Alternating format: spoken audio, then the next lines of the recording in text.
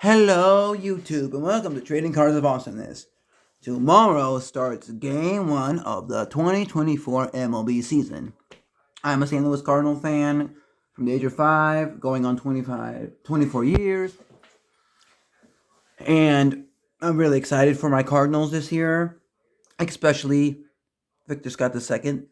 And here is mostly autographed baseballs that I've picked up since last year, because with one game used. There will probably be a couple more baseballs, coming from me going to the games or picking something up at a game because they might have a mystery grab bag. And sorry for my voice, getting over a cold. Okay, I'm back.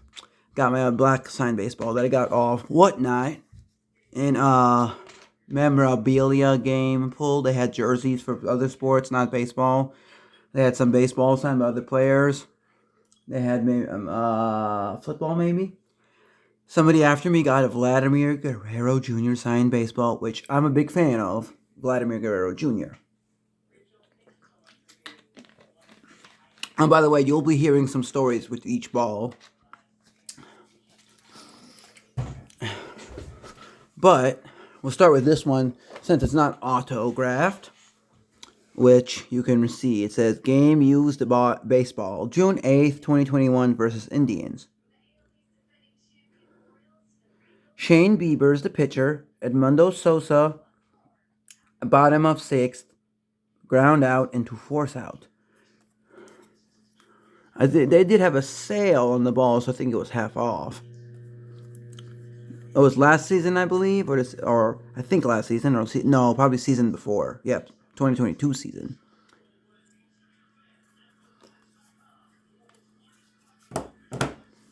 And I will be looking at players to give you some stats, or accomplishments, and stuff about this ball, because you can look it up with the hologram MLB authenticated sticker, which is right here. And I do need some ball cubes for the balls in the bag, as well, as I'll explain in the later part of the video. But the ball is supposed to look like this, not like this. You gotta display it like so. And I do need a way to display my baseballs, because I don't have them on display much at all. And I don't want a traditional bookshelf or bookcase. I want something cool that is sturdy and won't fall out, or But MLB, you go to MLB authentication, hologram authenticator. I'll show you through my phone that I'm going to be changing over to the one I'm using to record, iPhone 11. But go click OK, and then you can just type in the hologram number.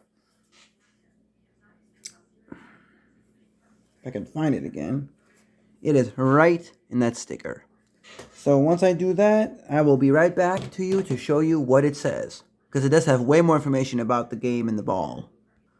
Okay, if you hear a little bit of the TV, that is because I have MLB Network on from Sling. Okay, it says, see all the ball game used, Cleveland Indians versus St. Louis Cardinals. And it says, let me move this. June 8th, 2021. If my phone will focus on the other phone itself, but. And it says, bottom of 6th, at bat Edmundo Sosa, pitcher Shane Bieber. And you would scroll down and read more information. It says, Edmundo Sosa grounds into a force out. Shortstop, Ahmed Rosario to second base, Cesar Hernandez. Matt Carpenter out at second, Edmundo Sosa to first, slider, pitch number 3, pitch speed 85.3 miles per hour. The count was one ball, one strike, hit distance of 8 feet, hit launch speed of 94.5 miles per hour, and hit launch angle of negative 18 degrees. And Matt Carpenter's back with the Cardinals, and I have a Matt Carpenter hat and the stadium giveaway jersey, so I'm okay with Matt Carpenter. And that's about the game used ball at any stadium in the MLB. Not mentioning minor leagues because I really don't know too much about their stadiums. Never been to one. That's that. Then we're going to go to the non-Cardinal ball, which is the black sign ball, and then go into the Cardinals.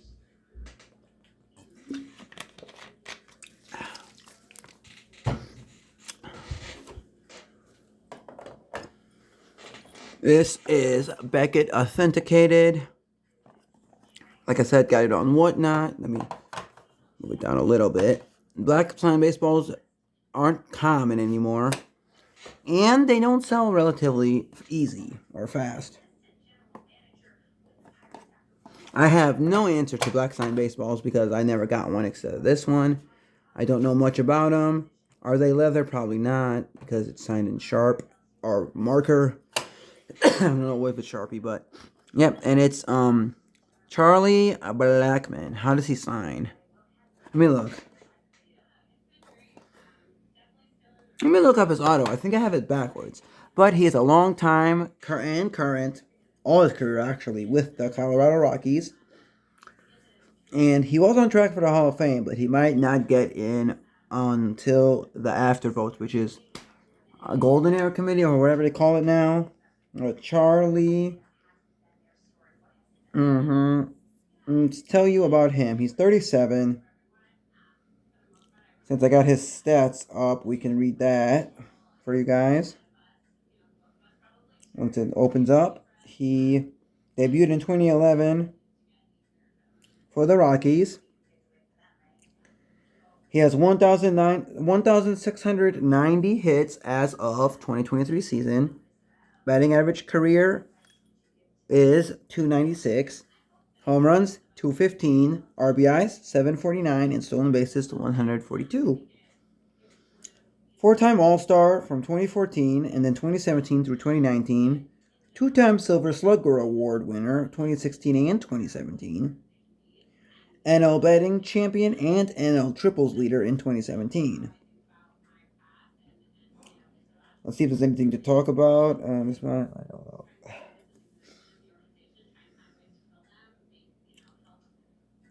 Okay, what round was he drafted in? If it says second round of the 2008 draft, 28th. He had first been drafted 4 years earlier in the 20th round of the 2004 draft by Florida Marlins as a pitcher. And weird. Was also drafted in the 2005 draft in the 20th round by the Red Sox. Weird. Strange. 4, 5, and 8. So he is 37. So, I'll have to look into that and see some cool stuff about him. But okay, that's Charlie Blackmon. Well, we got to look up his auto to see if it looks, if I put it in correctly. Charlie Blackmon autograph. Autograph baseball.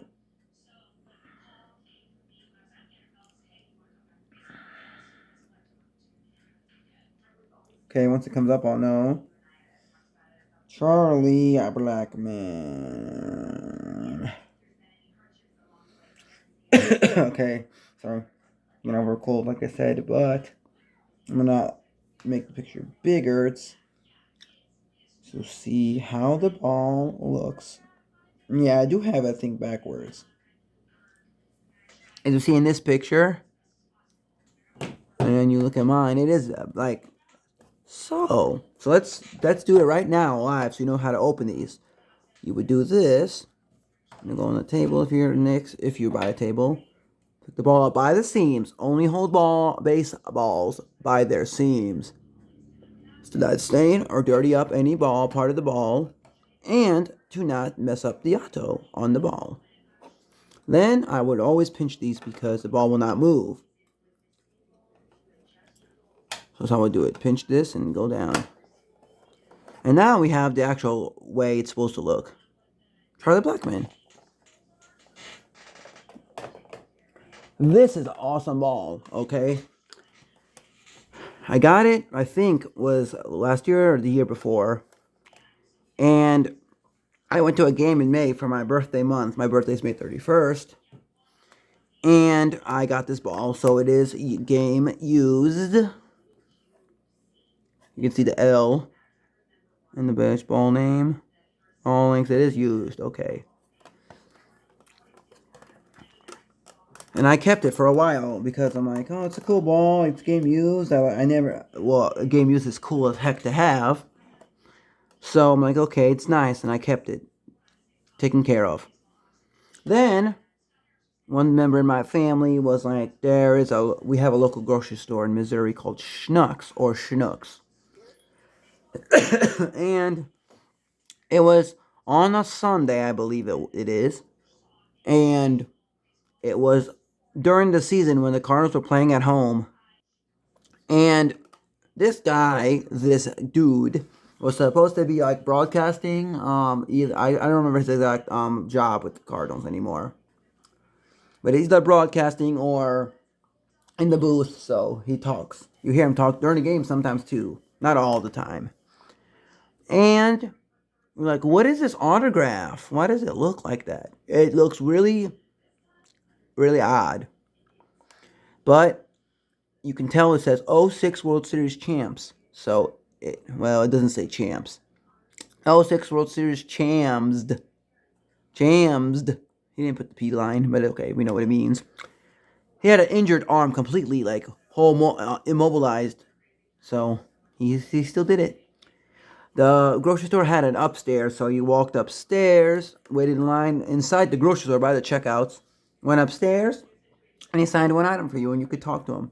I told him this was a game-used ball, and he said, that's cool. But it's Jim. Yeah, that really doesn't look like Jim. Kind of, maybe, no. And Jim, and then Edmonds. Jim Edmonds. My favorite St. Louis, my favorite World Series. My favorite World Series team and favorite St. Louis Cardinals World Series team is the '06 World Series.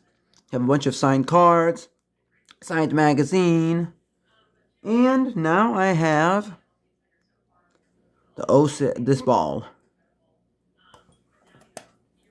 So it is from the game itself. Robert D. Manfred, Commissioner. Let's do this again. And then you'll get some explanation of what holders what to me, and but that's pretty cool. And it's really unique. And he's a very good player. Should be in the Hall of Fame, do you think? I say more so yes. I'm gonna just do this so they don't, out of the light. How I take care of my stuff. Game used ball to the side. Then we're gonna start going here to here. From here to here. So, these holders is no to me. I had a Rawlings one with the Rawlings ball to go get signed. They're hard to open regardless. They suck at closing. They have they do have a stand. Well, with the actual MLB, Rawlings one did not have prongs. But still, I'm changing this over possibly. Most likely. Match the others and stuff, and it'll be better. But I had one that I had this ball in, and when I tried to open it and stuff, this thing was so stuck that the thing broke. It like snapped. So I went to Rawlings' booth at the St. Louis Cardinals 2024. I went to warm up, and they said, "Did you get it from us?" Yes, from our booth. No, but it was Rawlings. I got it from Walmart. They said Walmart might not even return it for you, so I'm not out of luck. So I bought a ball cube, but I need to do that with this probably. Can you guess? This was in the 2023 St. Louis Cardinals winter warm-up. A paid ticket, not relatively expensive. $10, maybe $15, something like that. And at that time, I did not do good inscriptions, did not ask, did not really think of that too well. So I got Go Cards. Still, Go Cards, right? If you're a fan. And it is Alec Burl. Can I speak today? Alec Burleson. I asked him to put gold cards because I didn't get an inscription done in time like I did for the other balls you'll see here. And it is on an official Major League Baseball, not game used. The difference between the actual game used that are actually in the game, and these store ones that are official is, I get this wrong, so you can correct me in the comment section below, but one of them, game used, and this, between the two, is, one of them is smaller than the other by a little bit. Okay, Alec Burleson. I talked to him when I went up there, and I was like, my name is Alex. I didn't really have much to say to him like I do other players. And he was cool. He was like, oh, that's cool. I got that, and that was good, and yeah. Holder's not the best. Let me show you why, what I mean. Let me go down with my camera. But what I mean here is, trying to do this, they suck.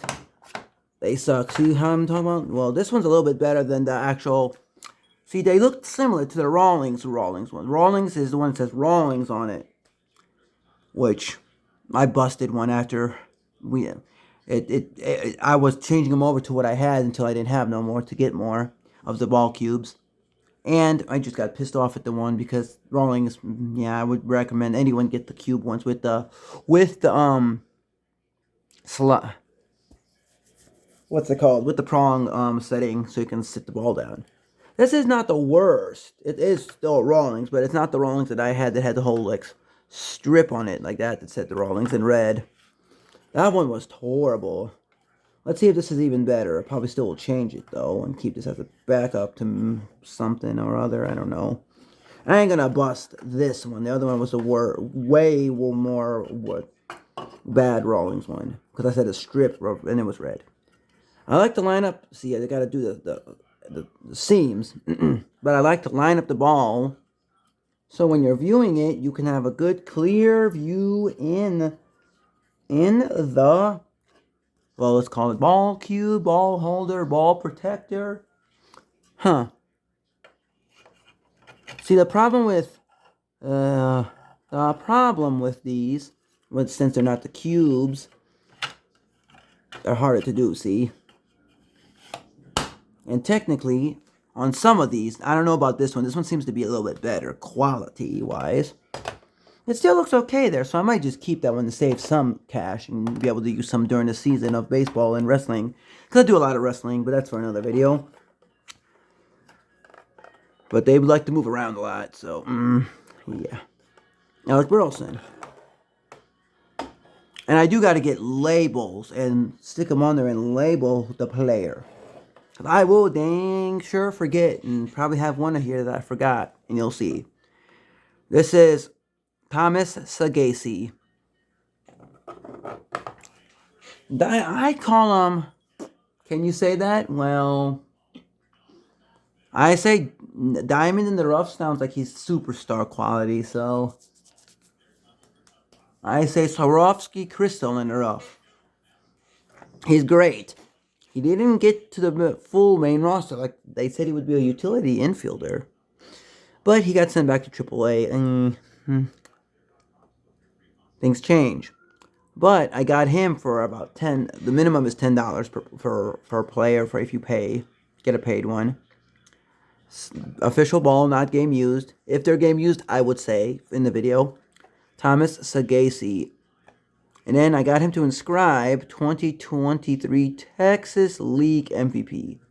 That's the minor league stuff.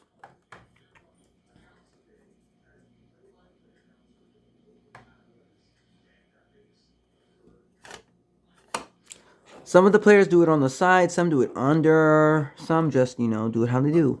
Anyways, that's Thomas Saggese, really good minor leaguer. He should be coming up this season for the Cardinals and have some impact. We'll see. Oh, yeah, put it back into. Look at this. Now, this is the star of my collection. As far as Cardinal players, that is. And I have a lot of Cardinal players. But, Victor Scott II.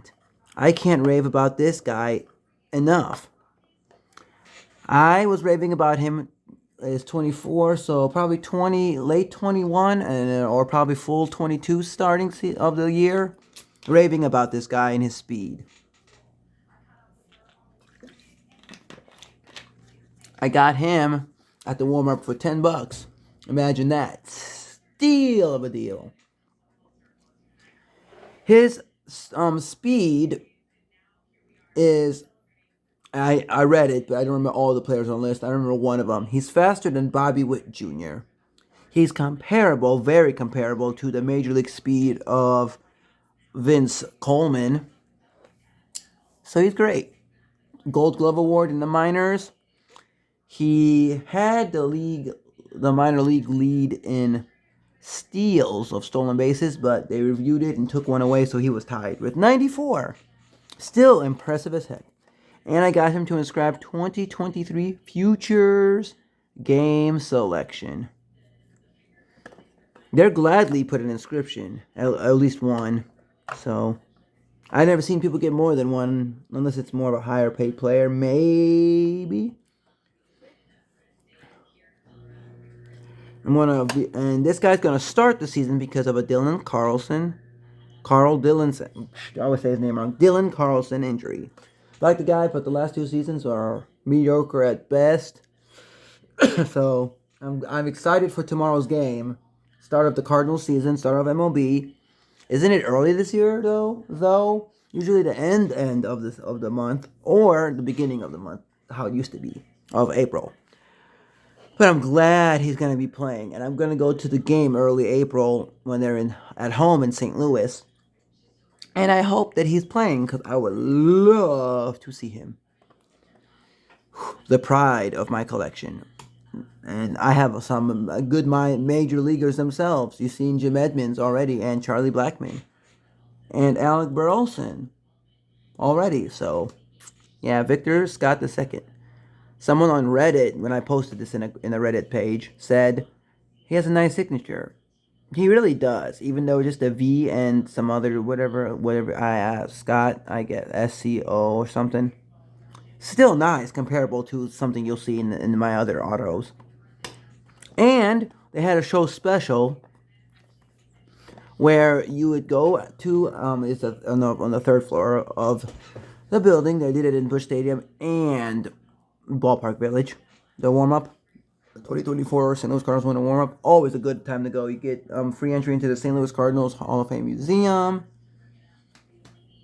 And you get to see memorabilia, live auctions, interviews. It's just fun.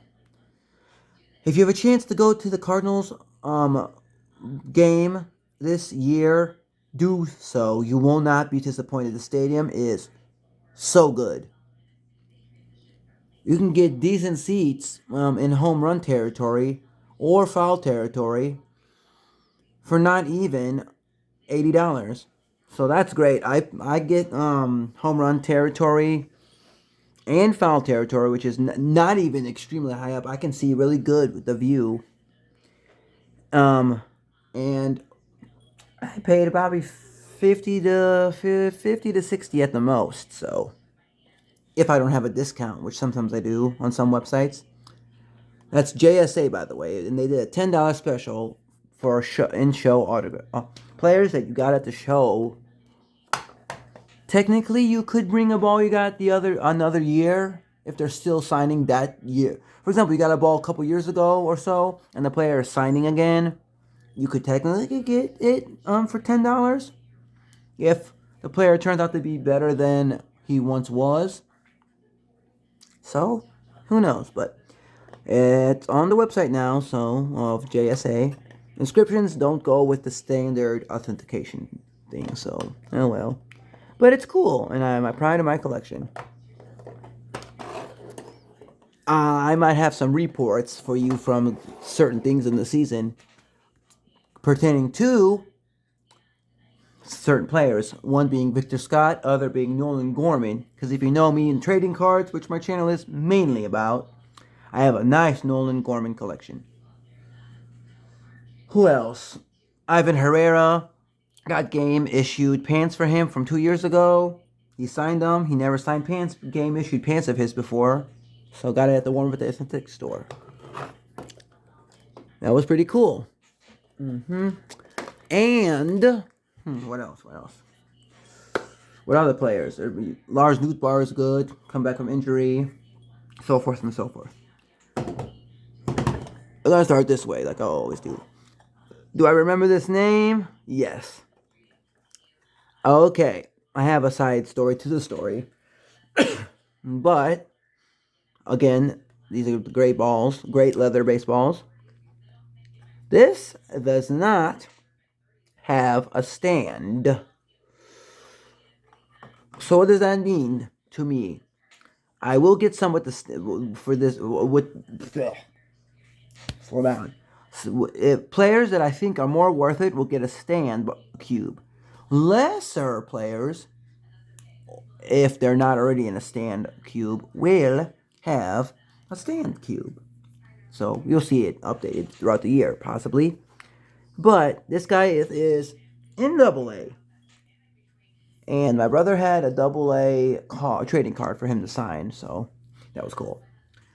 Side story to the story is, you can look at the article right now and see that it is 2023 FSL Pitcher of the Year, FSL POY, Florida State League, still minors, so minor league stuff. AA, Springfield Cardinals. Springfield, Missouri, that is. But the side story is, when I met him, I told him, so I don't remember what I exactly said to him.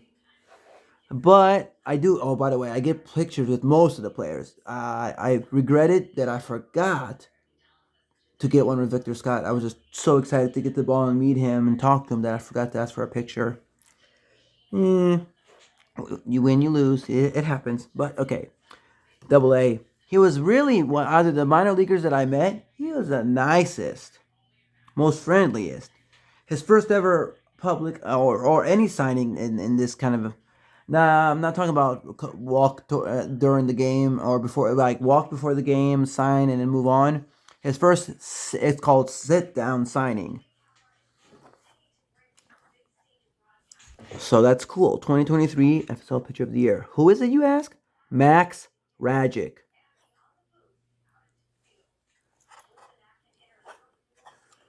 So he's really cool and really friendly and really nice for what he is. Side story to my collection here. There is a send-in, I believe, for umpire, and you can hate him, you can love him. I don't hate him. I'm mostly indifferent. But for him doing a very, very, very extremely super duper rare signing for him, and it's only $25, figure out how much it is to get a ball signed. I will, with inscription, I will probably do it this season. It's coming up too. It's umpire Joe West. Yeah, take it, leave it. Put your comments, opinions. Don't be too ignorant about it, but within reason, tell what you think. Why get him? He umpired the most games in MLB history. He's part of MLB history. Even if it's bad to you or you hate him or you know. But it's probably worth it, depending on the price to get a ball signed. So I will be probably doing that and showing you that too. This, I should know. When you should not know, maybe. But yeah, this cube is probably not, I don't know. We'll see if this gets changed over. But it is minor league pitcher. I got him in the 2023 St. Louis Cardinals winter warm-up. Same price as he was in the 2024 winter warm-up. Only difference, he sold out in 2024. I got him before the hype was hyped. For a minor leaguer, that is, who didn't make the majors yet. Which he should probably, most likely will. It's Florida State League Pitcher of the Year. Pitcher Tink. Yes, Tink. Actually, Tink. Hence. And you're like, oh, if you know, you know. You can look them up. I look up the players on the MILB website on their profile stuff. He, for what it is, he has a nice signature. Way better than a lot of people that scribble like a line or a squiggly, and then it gets certified. How does a squiggly line get certified? We don't know. Good player. He sold out for $10, so people know he's worth it. I gotta move some balls over. I'm sorry. And this guy, yeah, look at his auto. It just, Yeah, compared to what you've seen here, this auto looks like straight. Oh well. Uh, if I get a chance to ever talk to this player again, I'll ask him, what is up with the auto that you signed way back this time? Unless he changes it, then I'll ask him about changing it. But you're like, who is this? He put a lot of it, the inscription. 2022 Cardinals MILB Pitcher of the Year. Got this in the 2023 St. Louis Cardinals winter warm-up. Let's fix this ball because like I said, these ones compared to these, not the best.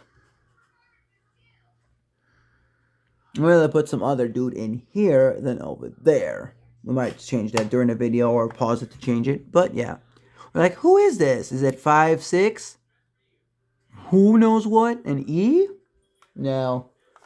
What I've been told, because it does look like 6s, E's, 5s.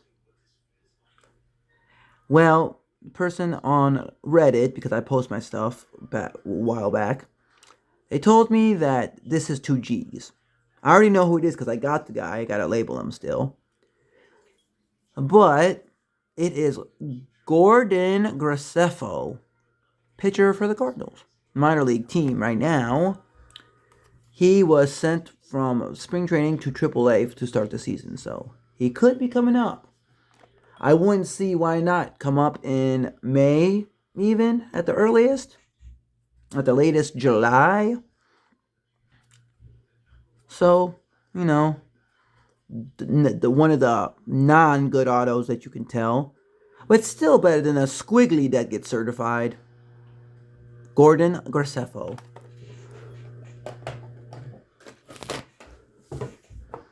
Now, oh, we're gonna have goodness here.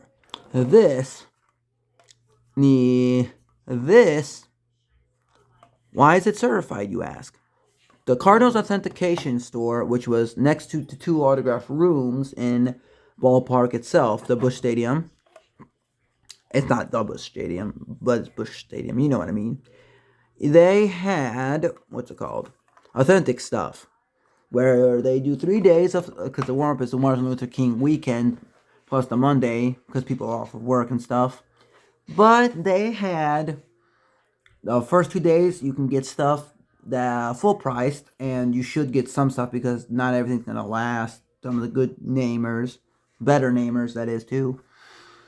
So, the 3rd day is when you get the stuff on 50% off. Got the Ivan Herrera pants for him to sign before his signing.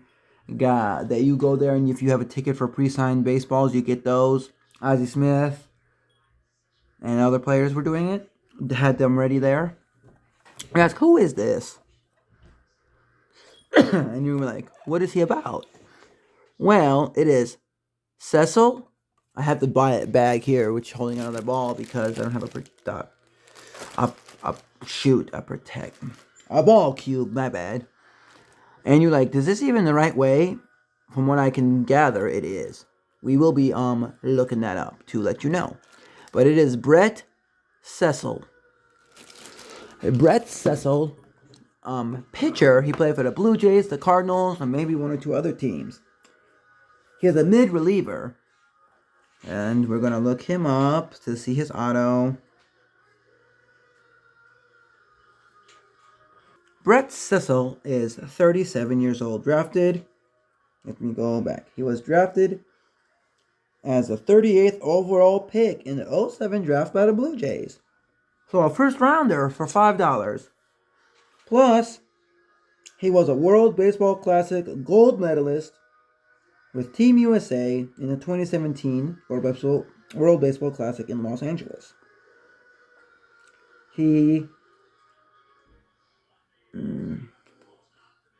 Let's see anything about his personal life. Nope.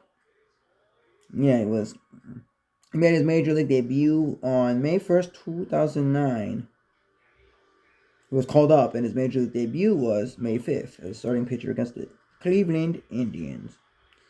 Well, He has 44 wins and 47 losses, 4.29 ERA, and 670 strikeouts in his career. 09, he debuted for the Blue Jays in May 5th, and September 25th, 2018 was his final appearance with the Cardinals. And he is a 2013 All-Star. 09 through 16 with the Blue Jays, and 17 through 18 with the Cardinals. Means his Cardinals tenure did not go well, or well enough. But for him going to the All-Star in 2013, which is rare for mid relievers to get to be in the All-Star game. So that is cool. Got him because of the World Baseball Classic gold medal and his All-Star, which was cool too. In 2017, he went 2-4 with a 3.88 ERA in 73 relief appearances for the Cardinals. 2018 was his worst season when he went 1-1 and had a 6.89 ERA in 32.2 relief innings. Should that pitch at all in 2019? Cardinals all pitchers should experiment with anything they want. What? Okay, man. I never liked Mac Maddox, by the way. Greg's better. 2020, he was released by the Cardinals, and he announced his professional retirement in November 7th, 2021. But that's his actual autograph, and that's how it's supposed to be in there. It's not backwards, it's not upside down, it's not sideways, it's not this way. That looks strange as heck. We thought this looked strange as heck. Sometimes these cubes are harder to open. So, be right back. But that is how his autograph is supposed to actually look on a ball. Yes, these are all certified because MLB authenticated because they come from the Authentics shop. But I will not be looking these up in this video. It will be way longer. Just to tell you whether they're signed at probably spring training for Cardinals Care event.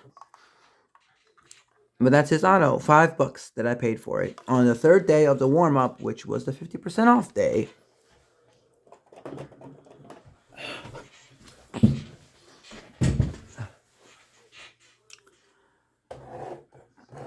I gotta look this guy up just because I don't know where he landed after the Cardinals dumbly, and I'm gonna say very stupid of the Cardinals to release him.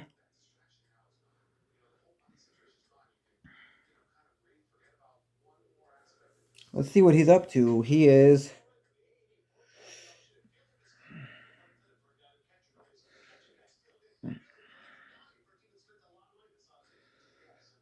man, I hate that. I'm gonna show you where he landed with the Padres. They like his managing approach. Cardinals are screwed. Sorry, I'm not sorry, but Ali Marmol just doesn't get me excited to watch him as a manager. Tony La Russa, Mike Shildt, yes, I like those two guys. Well, Ali Marmol, why you got an extension? I don't know. At least, well, kind of know, because we need to keep a manager and we don't need to start over fresh. Because they like you enough to not start over fresh, which is good. Because starting over fresh does not always guarantee the best results. Stick with what you have for at least 2 more years, if not more. But see, it's not. See, sometimes these don't work either. You gotta position it correctly. I went a little bit lower. I like the most optimal viewing in these cubes to myself. So we are back. But yeah, sometimes you do get a smudged auto because it gets it a little cheaper also. Anyways, this is Mike Shildt with the Psalm 15 inscription. I like that. He makes his S in his name as the number as the number 8. Really stupid of him to get released. And as me not being a Padres fan at all, though I do like Fernando Tatis Jr. and their manager Mike Shildt, I hope he does good, and I will be hearing stuff and possibly looking into stuff just because of the guy. I like him. So Mike Schilt on the ball. How great is he? How much was this? I don't think I bought it on the third day. I bought it on the first day because I know it was going to sell. It was selling. Second day, it wasn't even there, except maybe a smudged one. One smudged one, that is. But I got it for $10.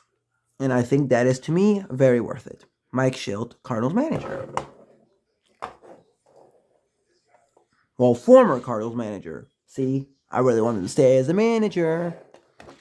And that's authenticated because they all are. Wait. Huh? No. Oh, that's true. So, forgot to tell you the thing about the authentic store. You know they're real because they come from the Cardinals Authentic Store. A lot of them are authentic by the MLB authentication program. They have a row or a stack of players or managers even that are not authenticated, which means the ball will end up saving you some coin. That is.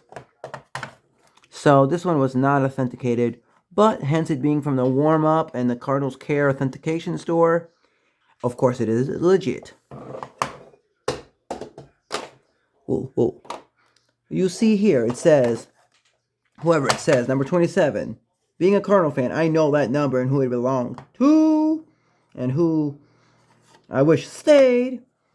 The player they got for him I have his 2024 rookie card. And he's in AAA. And did we do good at the pitcher? You can't keep everybody because they also get playing time. I don't know if that was a good decision. Do we know who that is? Any guesses? Well, I'll give you some time. Figure it out. Put your guesses in the comment section below. A little bit lower. Okay. And it is authenticated this time around. My brother got the photo signed by him. And that was a tough one to get because they were flying off like hotcakes.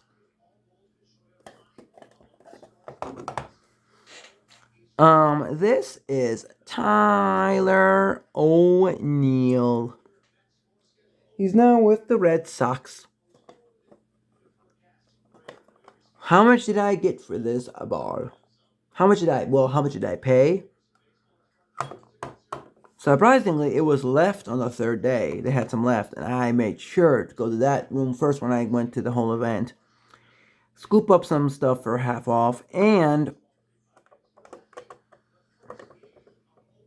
it was half off, so it made it 15 smackers.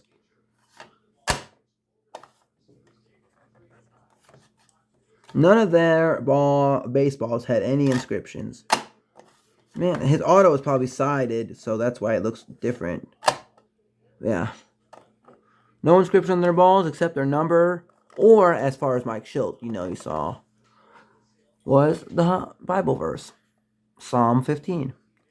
Good player. We'll see how he does. I'm not a Red Sox fan, knowing being a Cardinal fan for my lifetime, going on 24 years. But I am a follower, not a follower, well, a fan of Tyler O'Neill. So, whatever good happens to Tyler O'Neill, I hope he still has good strides, does good. They will be coming to St. Louis to play. So, if the timing is right for me, I will go to a game to see him play. Because Red Sox come once a year for the last 2 or 3 years. Yankees now, they do not want to come by. They do not want to come by. Move it. You're going to ask, why are these labeled? That's a good question to me too. Because some of them they did label, I think was 2023. I don't know if they did any labeling in 2024. Or I just moved cubes over so I don't have them. I don't know. Probably not, but it helps.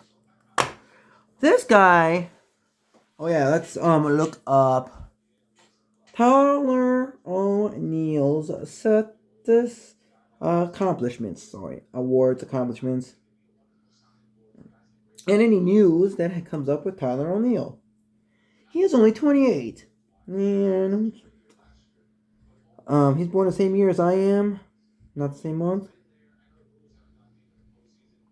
Current team, the Red Sox. He was drafted. If it says. No, let's see the news. I like to look at news too. Tyler O'Neill plays outfield on Monday, one day ago. Tyler O'Neill hit second spring home run. Make or break a year for Tyler O'Neill. Why Tyler O'Neill will make the Red Sox trip to the Dominican Republic. All goodness, all good stuff, but let's see. He represented Canada in international play, winning a gold medal at the 2015 Pan America Games. Okay. Through 2023 season, he batting average was 248, home runs 78, and RBIs 217. 2018 through 2023 with the Cardinals, his MLB debut was April 19th, 2018. Two-time Gold Glove Award winner in 2020 and 2021, as well as two-time Fielding Bible Award 2020 and 2021.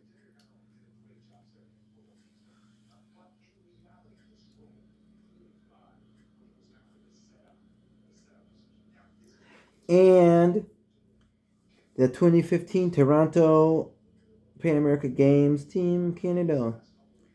He was selected in the third round of the 2013 draft.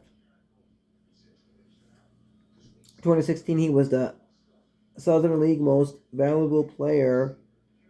On July 21st, 2017, the Mariners. He was by the Mariners. Seattle Mariners selected him, third round.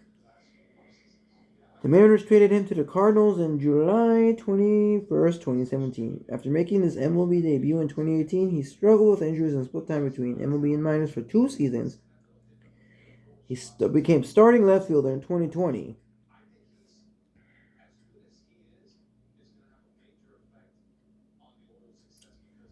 Let's see. Weightlifter recorded video quarter squatting as much as 585 pounds. Okay. Let's see what number of pick he was. Yeah. Doesn't say. But I do like the guy. Okay. It was 2013 draft.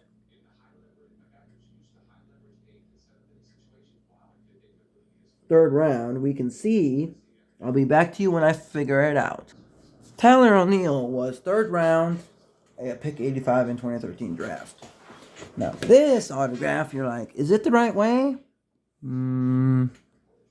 Is it now? Probably is.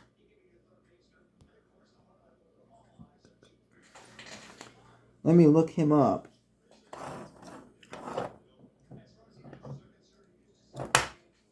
I did not pay $25 for this ball. I paid half off. 25 divided by 2. $12.50 or so. It was. Okay, now let's look it up. Why? Don't get mad at me, because I cannot say his name. Kwon Hyun Kim. He is 35 right now.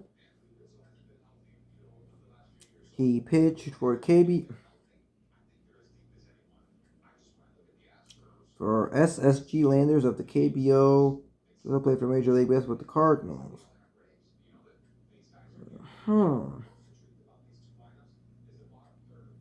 Let's go and look at Google Translate, and I'll be right back. Well, I'm going to show you how to pronounce it by Google Translate and me. It's Kwon Hyun Kim. Let's hear it. Kwon Kim. Kwon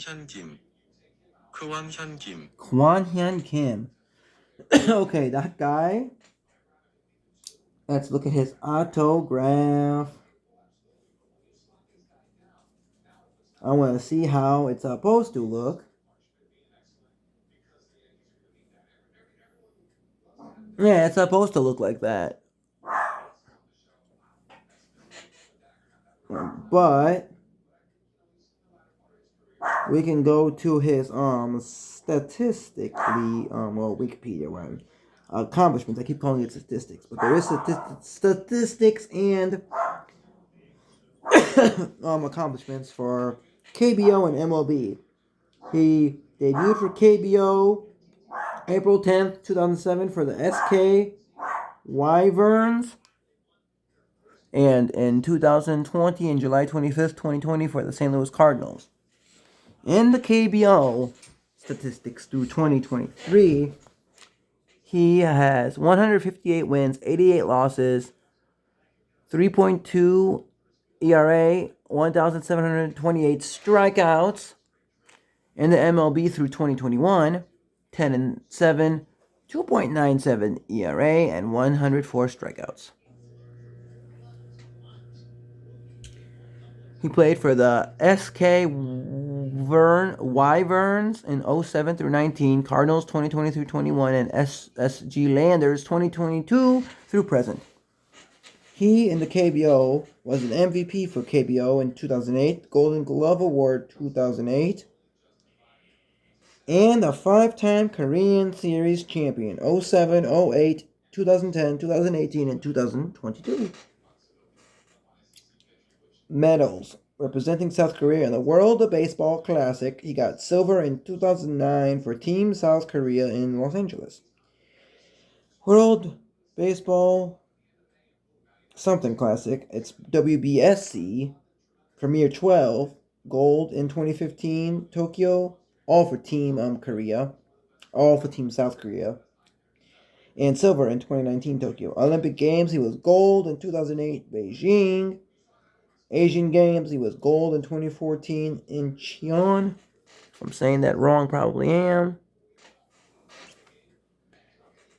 And he was the starting pitcher for most of the 2007 KBO League season.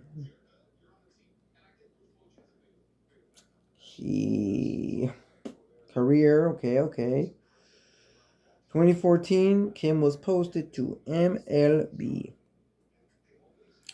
He won the 2009 ERA title, pitching 138.1 innings, which enabled him to qualify for the ERA title in KBO. 2014, he was posted to MLB. The San Diego Padres won the bidding with a bid of $2 million. However, contract negotiations ended without an agreement, and he returned to the SK Wyverns. 2019, he played there, and in 2020 through 21, Cardinals. December 17, 2019, he signed a 2-year contract worth $11 million, combined option $3 million with the St. Louis Cardinals. The SK Wyverns received a $1.6 million posting fee.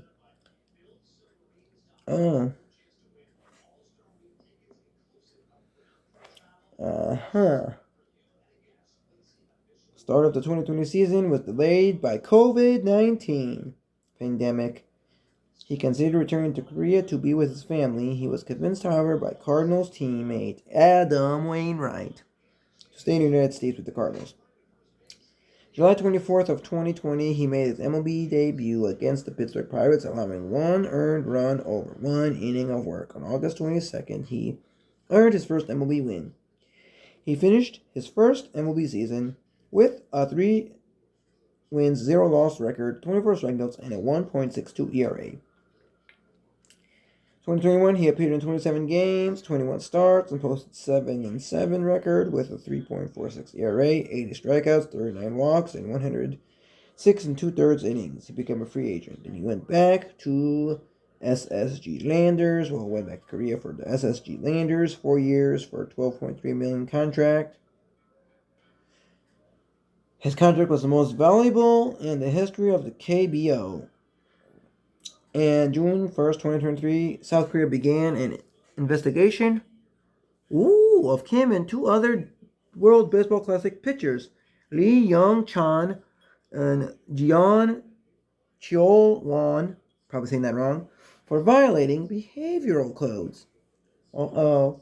The violation was a result of the 3 pitchers boozing during 2 nights of the tournament, and Kim was demoted to the minor leagues by SSG as a result of the investigation. Huh. Sometimes the KBO players do not become studs in MLB, as is the case with this guy. But he is a stud player in KBO. Oh, awards that I read, but achievements is 2008 wins title, 2008 strikeouts title, 2009 ERA title, 2009 winning percentage leader, and 2010 wins title, all for KBO, Korean Baseball Organization. I remember years ago they showed some KBO games. They were replays because I could not wake no one, well, not many, excluding, definitely not, well, a lot of Americans, so let's say it that way, will not wake up at 3, 2, 4, 5 in the morning to watch a KBO game. Those are fun to watch. In 2006, he competed for the South Korea national junior team in the 22nd World Junior Baseball Championship in Havana, Cuba. Got gold medal with 6 wins, 5 complete games. Okay, shoutouts. Beijing Olympics, blah, blah, blah. 2008 Olympic Games in China. Yeah.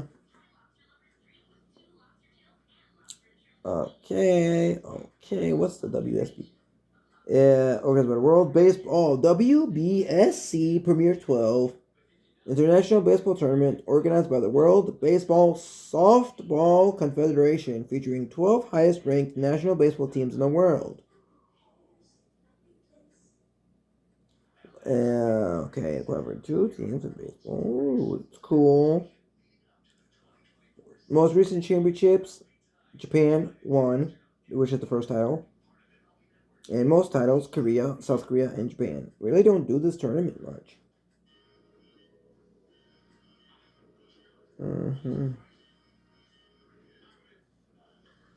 2011 version, they discontinued it for the World Baseball Classic.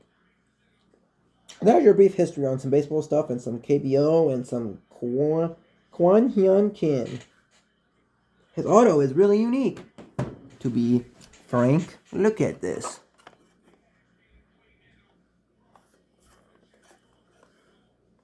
Certified, authenticated. There is no stand, so I will get a stand. Probably not, because it came from the warm up like that in the authentic store. But if not for this, I would be getting a stand cube, because he is a stud in KBO. I got this for like I don't know if it was probably $5, but it could have been $2.50 if it was half off. But you can see it's a little smudged. And Cincinnati Reds was his first team. Cardinals was one of his teams. Mike Leake is his name. Pitcher is his game. Pitcher is his position. MLB baseball is his game. Sir, MLB authenticated. Yay. Mike Leake was not really good for the Cardinals, I don't think. But for what I read about him and how I remember him for being something, he is good. I don't think he still plays, but he's 36. Reddit says what happened to Mike Leake around Cardinals bullpen, right?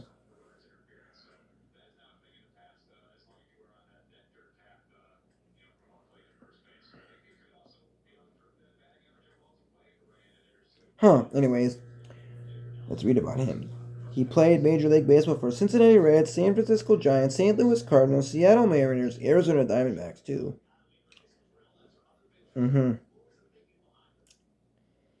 MLB debut was April 11, 2010 for Cincinnati Reds. Last appearance, September 24th, 2019 for the Arizona Diamondbacks. He had 105, 98 record, 105 wins, 98 losses, 4.05 earned run average. That's his career totals. And strikeouts, 1,231. I like pitchers. Well, to me, getting 1,000 strikeouts or more is a really good accomplishment. He had a Golden Glove Award in 2019, and he represented the United States in men's baseball in the World University Championship in 2008. What is a Gold Glove for a pitcher, though?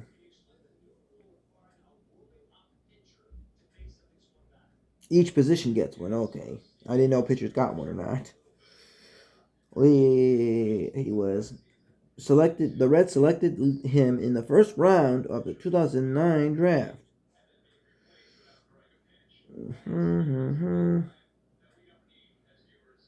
He was what round? He was selected out of high school in 2006 by the Oakland Athletics in the 7th round, 218th overall. But he chose to attend college. The Cincinnati Reds redrafted him 8th overall in 2009 draft, which he accepted. Way better than his first draft. He got a $2.3 million signing bonus and was signed to a $400,000 contract. He played in the Arizona Fall League. 5th starter spot, ultimately won a spot in the Reds' 25-man roster.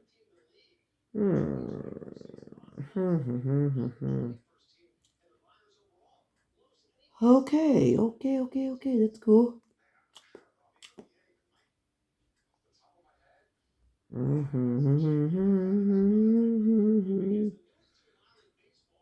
And that is Mike Leake. He played for the Cardinals from 2016 to 2017.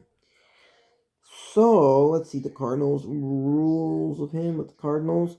On December 22nd, 2015, Leake signed a 5-year, $80 million contract, which is $16 million a year with the St. Louis Cardinals. He was given jersey number 8.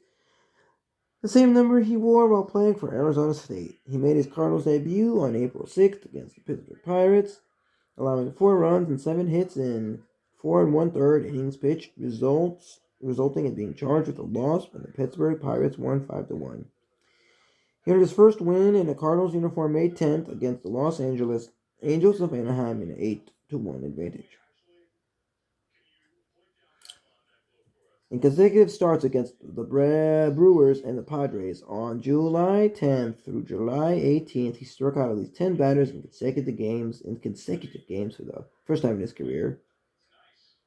Okay. Leake struggled in his first season as Cardinals, posting an ERA of 4.69, his highest ERA of his career. He finished 9-12 in 30 starts. He had the lowest left on base percentage of all major league pitchers, standing only 65.6% of base runners. At the start of the season, Leake was 5-2 with a 1.91 ERA in 9 starts. From May 29th to August 26th, he went 2 wins, 10 losses for the season with the Cardinals.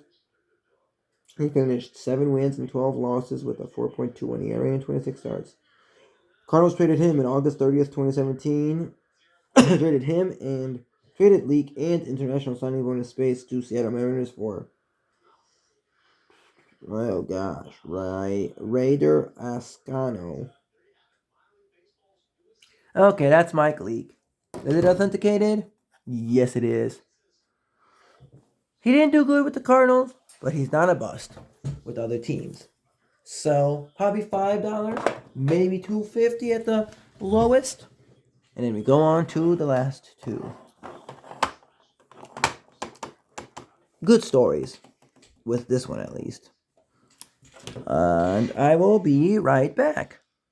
We are going to start with the weakest of the 2, which is this 06 St. Louis Cardinals World Series champion. And it is certified too. Why would you say he's certified after you find out about him? It is because of him being on the 06 World Series team, and people collect the team as much players and coaches as they can get. And it is smudged. So I got a smudged priced autograph. That means it's cheaper than it would be if it was not smudged. Turn my phone went off. I believe I got him for $250, but could have been $5. But I really believe he was $250. What I paid for him for an 06 World Series champion, which is my favorite World Series team. I sure did need him because I didn't have him. Oh, with the cards and the magazine and other stuff I have from the 06 team. But sorry, let's move him over. That is Rodriguez, Jonathan Rodriguez.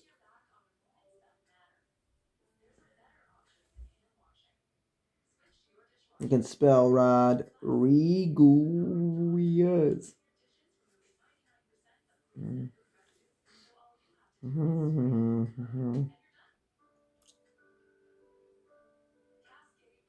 That is not the right guy. I have written him on this. Jonathan. Yeah. Hold on.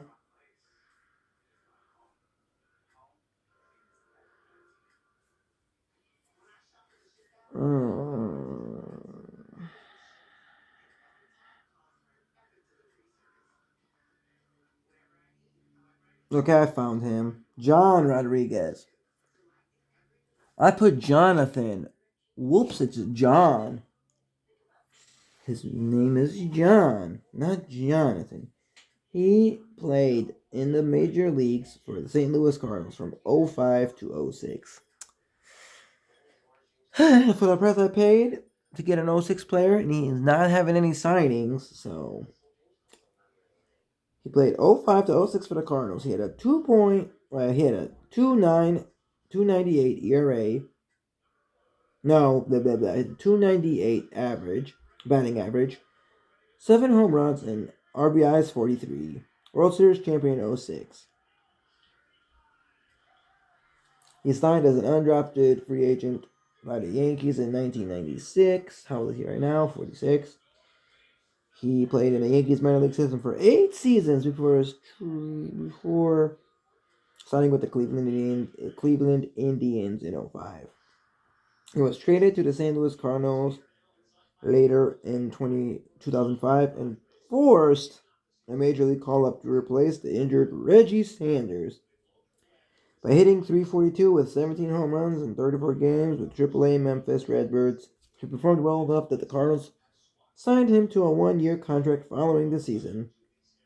On July 20th, 2005, he hit his first career home run off bench sheets of the Milwaukee Brewers. And he was a World Series champion. Okay. Rodriguez got more playing time for the 06 Cardinals. 183 at-bats, 34 more than the year before. And was on the postseason roster, winning a World Series ring when the Cardinals won the 06 World Series. On November 30th, 2007, the Cardinals designated Rodriguez for assignment, removing him from the 40-man roster to make room for newly acquired shortstop Cesar Iturralles. Then they shortly released him after. He signed a minor league contract with the Tampa Bay Rays on January 4th, 2008, but did not make the major league team out of spring training. On June 2nd, 2008, he was released. On June 8th, Rodriguez signed a minor league contract with the New York Mets and was assigned to the AAA New Orleans. On January 6th, 2009, he signed a minor league contract with the New York Yankees after playing the entire season with the Scranton Wilkes Barre Yankees. He became a free agent. 9 seasons with the Yankees.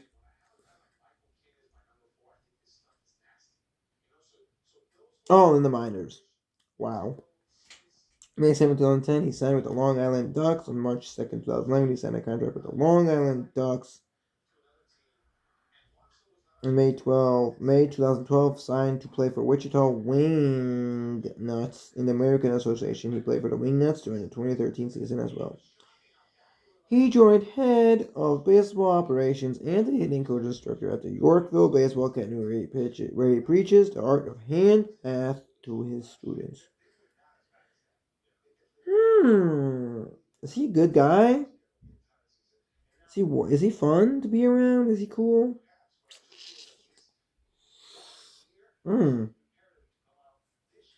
His name is not Jonathan like I put on the damn baseball box. It's Jon. John Rodriguez. I don't know, sir. What? John Rodriguez. Mm-hmm.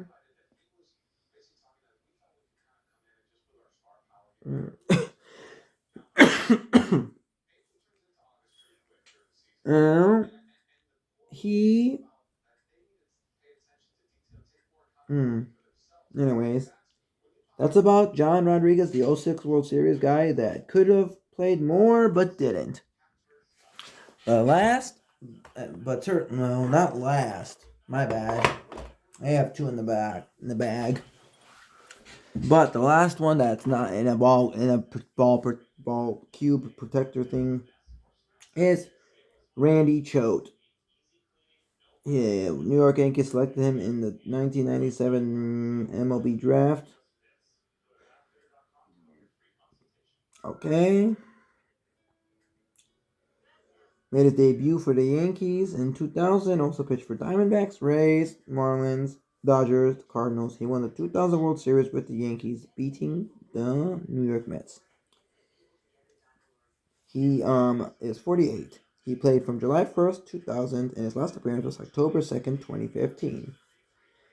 Win-loss record of 16-14, earned ERA 3.90, and 348 strikeouts. He played for the Yankees from 2000 through 2003, Arizona Diamondbacks 2004 through 2007, Tampa Bay Rays 2009 through 2010, Florida Miami Marlins 2011 through 2012, Los Angeles Dodgers 2012, and St. Louis Cardinals 2013 through 2015. World Series champion 2000.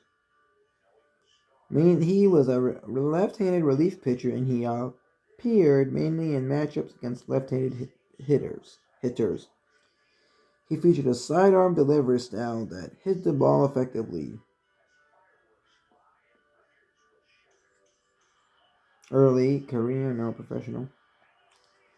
Drafted by the New York Yankees in the 5th round of the 1997 Major League Draft and made his professional debut with the Class A Wananta Yankees later that season. He split 1998 between Greensboro Bats and the Tampa Yankees, and spent all of 1999 with Tampa before being promoted to AAA Columbus Clippers in 2000. Okay.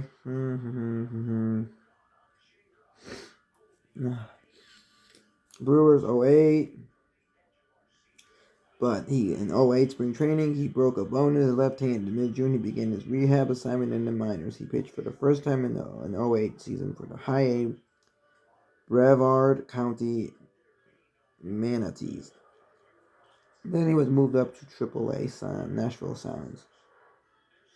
On July 10th, he was sent outright to the minors. He became a free agent at the end of the season. In a span of 97 consecutive appearances, from September 10, 2010 to June 12, 2012, from Tampa Bay to the Marlins, he allowed 1 or 0 hits each time. Whoa. Between April 25th and June 13th, 2011, with the Marlins, Randy Choate did not allow a hit in 20 consecutive appearances, surpassing the record set by Mike Myers 11 years earlier and setting a record which still stands as of 2020. Handed Ramirez to the Dodgers in 2012.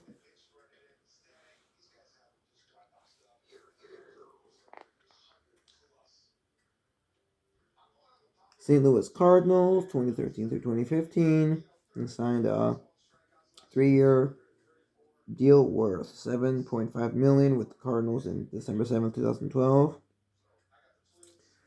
On May 20th, 2015, He drew a walk as a hitter for the first time in his career against the New York Mets.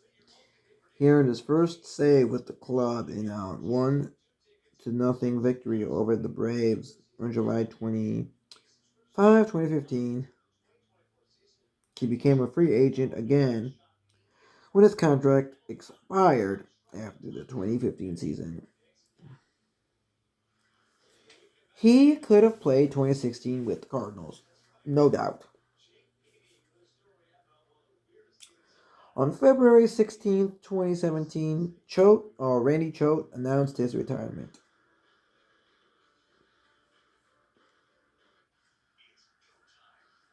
Huh. Now, do we want to look at his auto? It is nice. It is the smudged version. Yeah, it's the submerged version. Paid about $5, I believe, dollars for this. MLB authenticated, 2000 World Series champion, had the consecutive streaks of pitching stuff, so I'm gonna do his auto. And his autograph.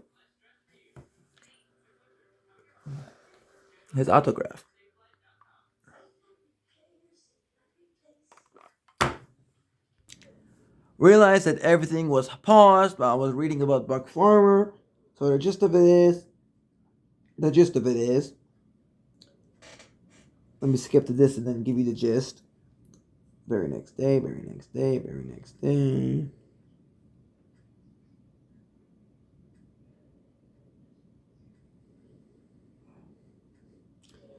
In 2022, elected free agency, Buck Farmer elected free agency and re-signed with the Reds on a minor league contract the very next day.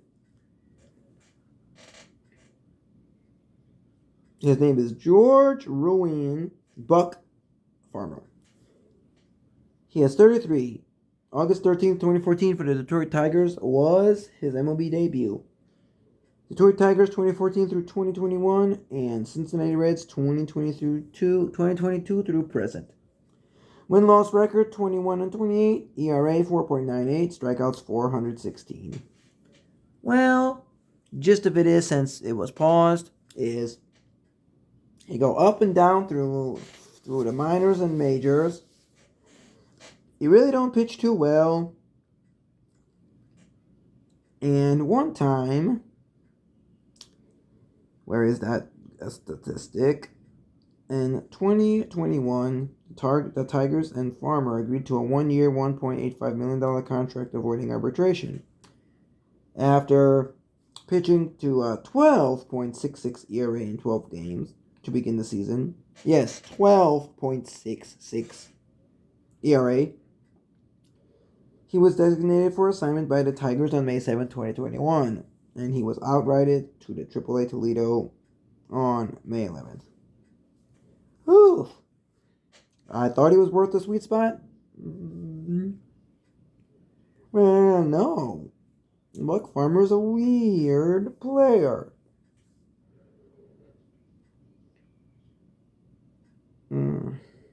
Not much about this guy that you really want to be good about.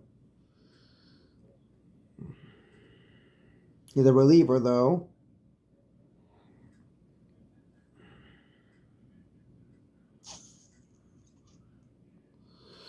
Yeah, he goes up and down, and he's not the greatest. In 2023, he had 0 complete games, a 4.2 ERA, 35 earned runs, and 71 games pitched. Ugh.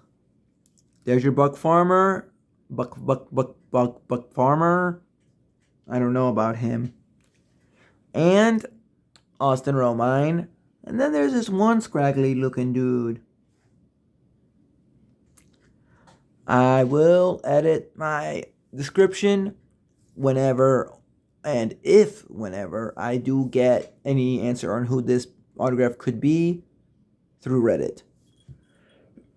So that ball goes to the side. That's the Reds' triple sign ball from catcher, pitcher, and we'll find out. Next.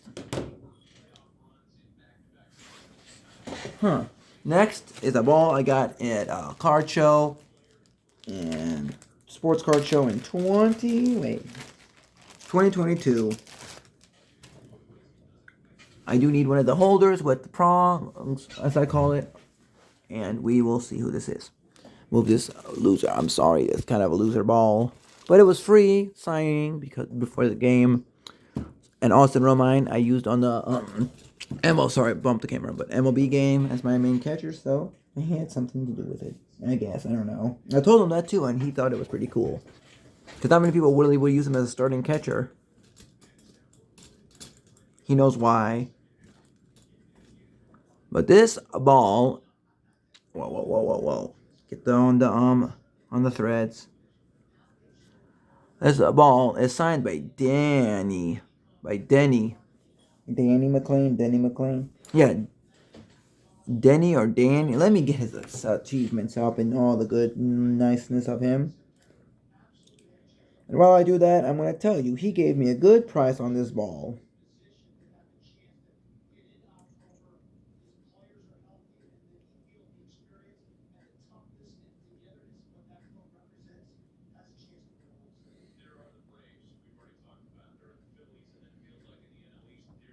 Denny, not Danny. Denny McLean.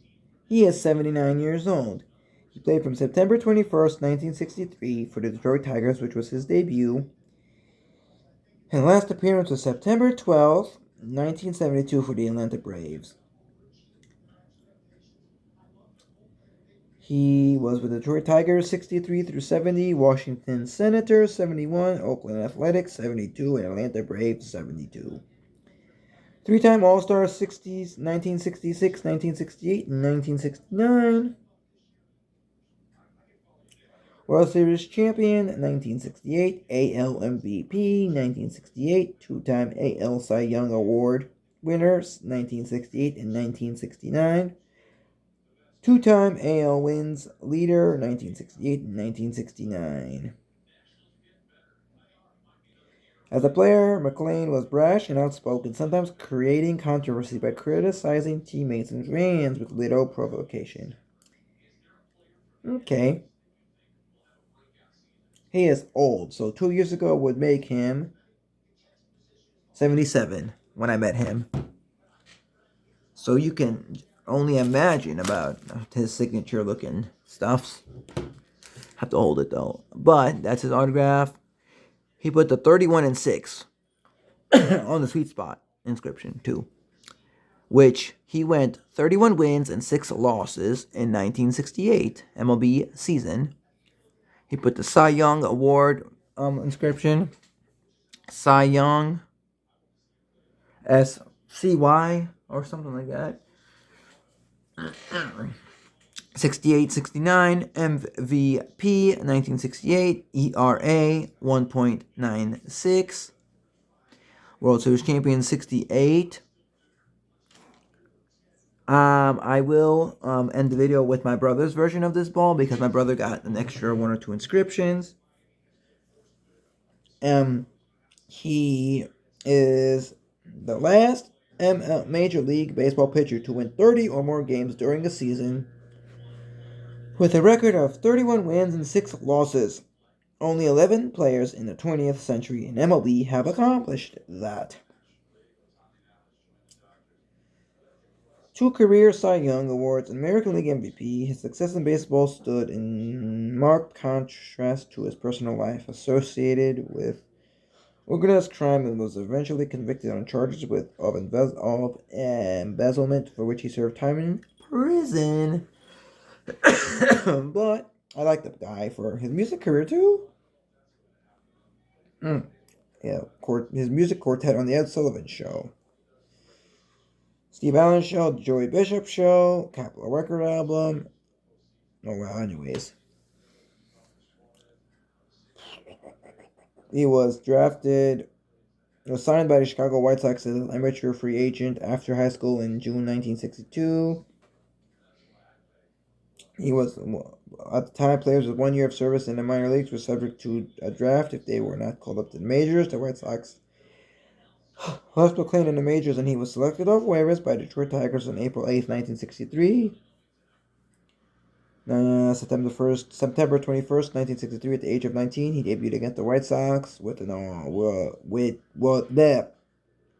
his debut against the White Sox was almost as impressive as his minor league debut, holding the White Sox to 1 earned run on 7 hits. He picked off 2 base runners, hit a home run, which was the only home run of his major league career. He is one of only 6 teenage pitchers to hit a major league home run since 1920. That list includes Hall of Famers Don Drysdale and Jim Palmer.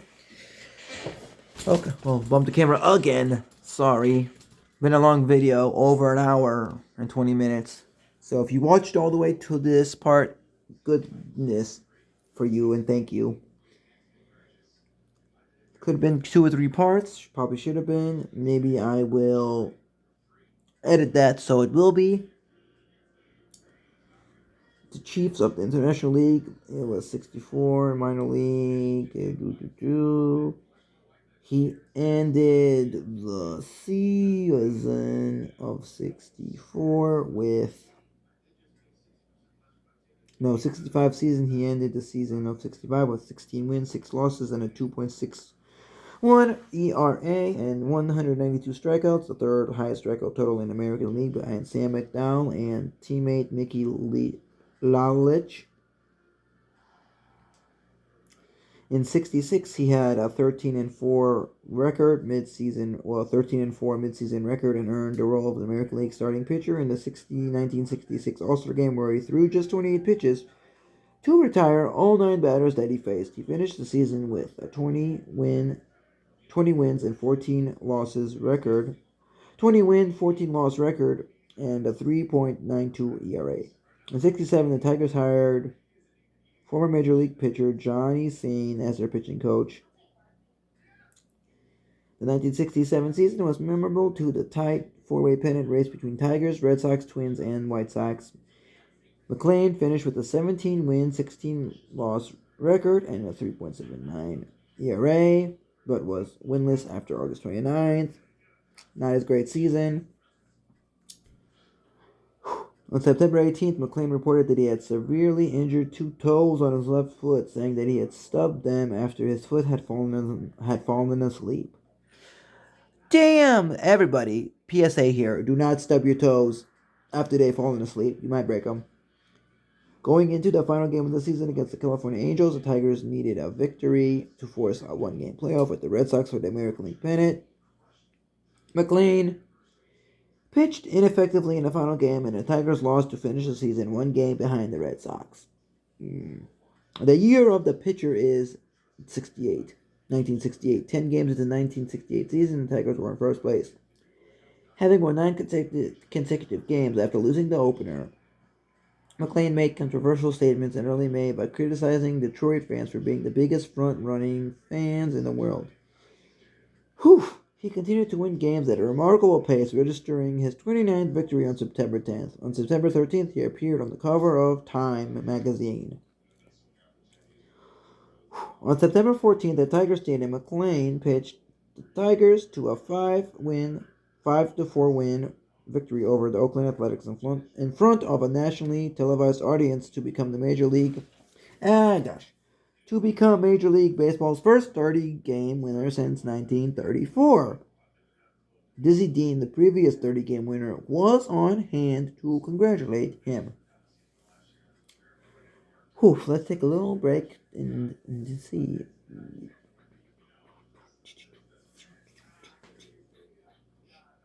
Okay. The Tigers clinched the 1960 American League pennant. McLean added to his pennant for notoriety while pitching his 31st and final regular season victory in a game against the Yankees on September 19th. McLean had grown up idolizing New York Yankees center fielder Mickey Mantle, who entered the game tied with Jimmy Foxx for 3rd place in Major League career home run list. When Mantle, who was 9 days away from his last Major League appearance, came to bat in the 8th inning with the Tigers leading 6-1. McLean intentionally threw a soft pitch directly over home plate. Other accounts said that he called catcher Jim Price to the mound and had him tell Mantle that he would be throwing only fastballs. He deliberately gave up Mantle's 535th career home run, putting him in sole possession of third place in all-time home run list, only behind Babe Ruth and Willie Mays. As Mantle ran around the bases, McLean stood on the pitcher's mound and applauded. Mantle tipped his hat to McLean as he rounded the bases. The Knicks batter Joe Pepitone waved his bat over the plate as if asking for an easy pitch of his own. McLean responded by throwing the next pitch over Pepitone's head. After the game, McLean smilingly denied that he served up an easy pitch for Mantle to hit. However, he was later reprimanded by Major League Baseball Commissioner. He could have really struck out Mantle. McLean completed 31 win, 6 loss record along with a 1.96 ERA as the Tigers won the American League pennant by 12 games. He had 280 strikeouts and 63 walks, giving him a 4.44 strikeout to walk ratio, a Tigers season record that stood until 2016 when it was eclipsed by Justin Verlander. McLean also earned his second All-Star berth and won the 1968 American League Cy Young Award as well as the American League MVP Award. The first by an American League pitcher since Bobby Shantz, S-H-A-N-T-Z, Shantz, I don't know, in 1952, and first by a Tiger since fellow pitcher Hal Newhouser. Back-to-back honors in 1944 and 1945. Okay, McLean performance in the Tigers' 1968 World Series triumph over the Cardinals was not as impressive as his regular season. Having already pitched 336 innings and 28 complete games during the regular season, a sore-armed McLean lost twice to Gibson, including a still-standing World Series record 17 strikeout performance in new opener to help put the Tigers down 3-1. Trailing 3-2, McLean won the crucial Game 6 on just 2 days' rest, aided by a grand slam home run from Jim Northrup. Teammate Mickey Lalich won 3 games during the series, including a complete game triumph in Game 7 against Gibson, and won the World Series MVP award. After the season, when McLean was asked about Lalich's performance in the World Series, he responded controversially by saying, "I wouldn't trade one Bob Gibson for 12 Mickey Laliches." That season became known as the Year of the Pitcher. In 1969, McLean was selected as the Associated Press Male Athlete of the Year. He created more disruption when he was named as the starting pitcher for the American League in the 1969 All-Star Game in Washington, D.C., but missed the start of the game because of a dental appointment in Detroit. The appointment was scheduled for Wednesday, the 23rd, the day after the All-Star Game. But because of a rainout on the scheduled date, the game was played on the 23rd. McLean was a nonconformist and liked to live by his own rules. He had learned to fly and purchased an airplane. He kept his dental appointment and then flew himself to Washington, arriving at the game during the second inning. He pitched in the fourth inning, but by then the National League had already built a 9-2 lead. Despite troubles, McLean had another productive season in 1969, winning 24 games and a second consecutive Cy Young Award, tying with Baltimore's Mike Cooley. I don't know. Marking the first time 2 players had shared the award. It was the last award of his major league career. Downfall of 1970. Sports Illustrated and Penthouse both published articles of McLean involvement in bookmarking activities. Sports Illustrated cited sources who alleged that the foot injury suffered by McLean in late 1967 was caused by an organized crime figure who stomped on McLean's foot as punishment for failing to pay off on a lost bet. Early in his career, McLean's interest in betting on horses was piqued by Chuck Jureson, one of his first managers. McLean's descent into gambling obsession was further precipitated by an offhand remark made during an interview that he drank about a case of Pepsi a day. Oh gosh. When he pitched, he was known to drink a Pepsi between innings. He's the Pepsi man! A representative from Pepsi then offered McClain a contract with the company just for doing a few endorsements. McClain soon realized that he and the Pepsi representative shared an affinity for gambling. When the two realized how much money they were losing and that they could earn so much more by taking the action on bets, they attempted to set up a bookmarking making operation as hands-off silent partners. I could have asked him to put Pepsi Man as the inscription. McClain was suspended indefinitely by baseball commissioner Bowie Kuhn. The suspension was then set for the first 3 months of the 1970 season. He returned in mid-season but struggled to pitch well. In September, the Tigers suspended him for 7 days after he doused sports writers Jim Hawkins of the Detroit Free Press and Watson Spolstra of Detroit News with buckets of water. Whew, he is a bad guy. He has a hot streak.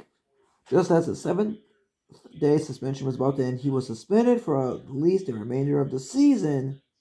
Oh my gosh, by Kuhn for carrying a gun on a team flight? Come on! McClain's 1970 season ended with a win-loss record of only 3-5. Later that year, he was forced into bankruptcy despite being the first $100,000 player in Tigers history. Meanwhile, McClain and his friend Jim Northrup schemed together to make more money. Oh my gosh. They were back in Detroit, furthering a plan that they shared to generate a nude baseball model calendar. Those efforts eventually fell short. Holy moly. On October 9th, 1970, the Tigers traded McClain, Elliot Maddox, Norm McRae, and Don Wirt to the Washington Senators for Joe Coleman, Eddie Brinkman, Jim Hannon, and Aurelio Rodriguez. Kuhn actually had to clear the trade because McClain was still under suspension, and suspended players cannot be traded without commissioner's permission. Kuhn later wrote in his autobiography, Hardball, The Education of a Baseball Commissioner, that he was shocked at what he called a foolish gamble by the Senators and predicted that the trade would turn out to be a Tigers heist. The McClain trade was made over the strenuous Ted. Oh my gosh. By this time in 1971, McClain had serious arm trouble and advertently made worse by numerous cortisone shots he took for his sore arm. As a result, he essentially stopped throwing fastballs midway through the 1971 season due to his arm troubles with his inability to get along with Ted Williams. McClain went 10 wins and 22 losses. Thus, he earned the dubious distinction of going from leading his league in wins, tied with Mike Coolier with 24 wins in 1969, to 2 years later leading his league in losses. McClain's 22 losses, a mark later tied by 3 pitchers, all in 1974, remains the most in a major league season since Jack Fisher of the Mets lost 24 in 1965. After the 71 season, he was traded to Oakland Athletics for Jim Panther and prospect Don Stanhouse, who went on to have a few good years as both Orioles closer in the 70s. After only 5 starts, 1 win, and a 6.04 ERA, the Athletics sent him to the minor leagues May 15th. On June 29th, Oakland traded him to Atlanta Braves for Orlando Cepeda. He went only 3-5, 3 wins, 5 losses for Atlanta. His overall totals for 1972 were 4 wins, 7 losses with a 6.37 ERA. His final major league appearance came on September 12th against the Cincinnati Reds. He came into a tight game in the ninth promptly gave up 3 runs without retiring a batter, taking the loss. Coincidentally, the last batter McClain ever faced in the major leagues was Pete Rose, who was also involved in a gambling scandal years later. The Braves released McClain during spring training on March 26, 1973. After short stints with minor league clubs in Des Moines and Shreveport, McClain retired. 3 years after winning 31 games and 2 years after winning his second consecutive Cy Young, he was out of baseball at the age of 29. Wow. 10-year career, he won 131 games and lost 91.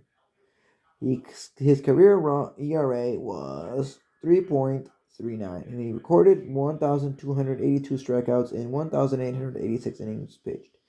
He was a three-time All-Star and won the Cy Young Award twice in his career. Because he relied so much on his fastball, he also surrendered numerous home runs, leading the American League in home runs allowed in 3 consecutive years, 1966 to 1968.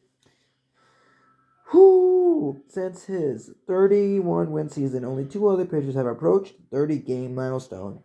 Steve Carlton, 27 in 72, and Bob Welch was 27 in 1990.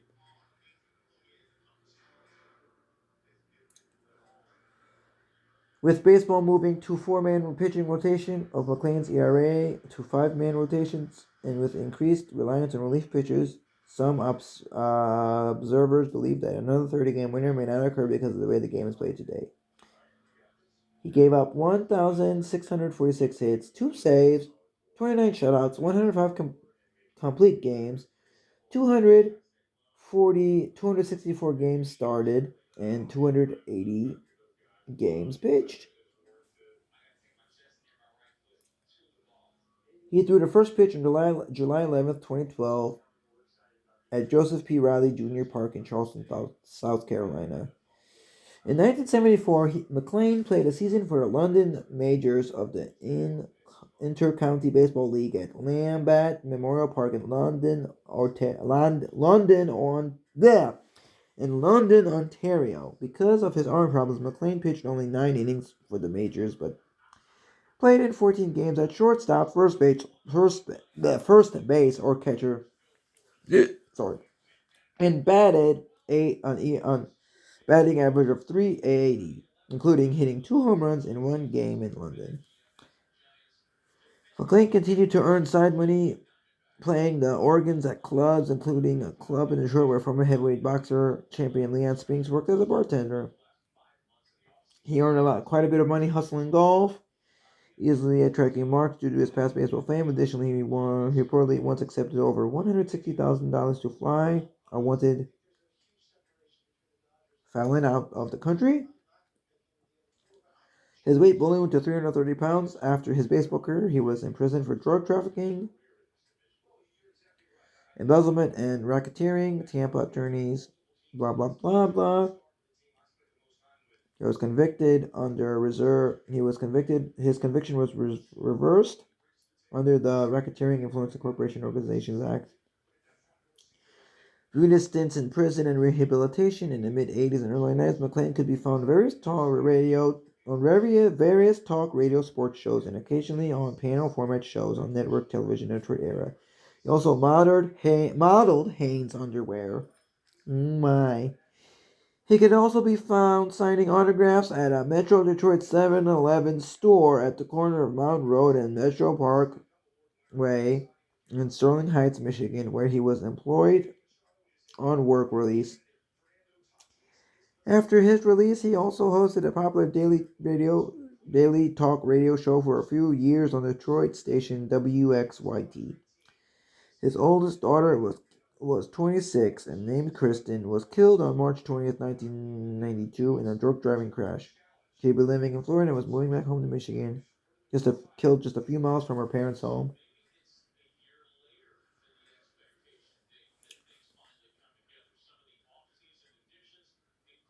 Old companies. In 1996, he was convicted of embezzlement, mail fraud, and conspiracy in the connection with the theft of $2.5 million from the Pete Packing Company or Farmers Pete Employees Pension Fund. McLean spent 6 years in prison. To this day, he insists he knew nothing about the shady financial deals alleged by the government. McLean claims he paid restitution for this incident. During the 2006 Detroit Tigers playoff run, McLean was the baseball analyst for Drew and Mike on WRIF radio in Detroit. In 2007, McLean released his autobiography, I Told You I Wasn't Perfect, co-authored by longtime Detroit sportscaster and author Eli Zaret.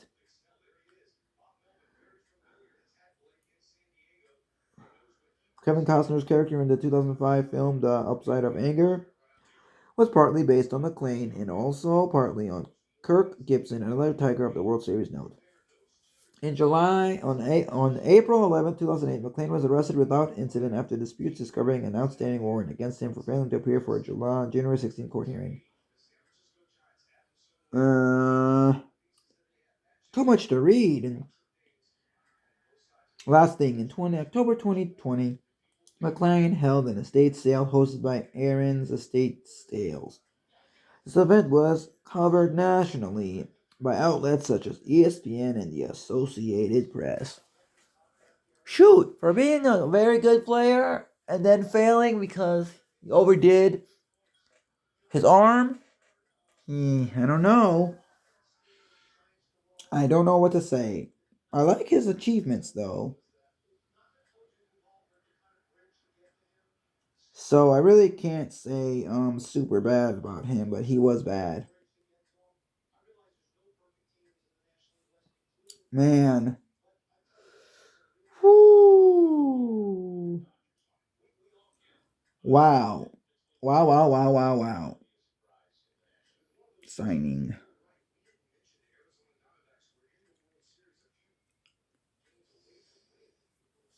You can actually meet the guy. I'll be signing autographs. 60 plus free activities, raffles, and more. He still signs autographs because people like his accomplishments.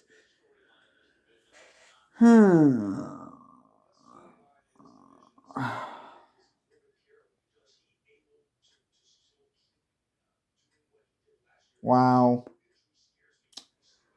Whew. Anyways, I will be getting more balls throughout the 2024 MLB season. Well, probably at least one signed ball. If not more. There is a Jerry West or Joe West or something West umpire. This extremely rare autograph signing. I will be having a community post on my YouTube about it if I get something signed in that signing. And let me know what you think of my autographed collection,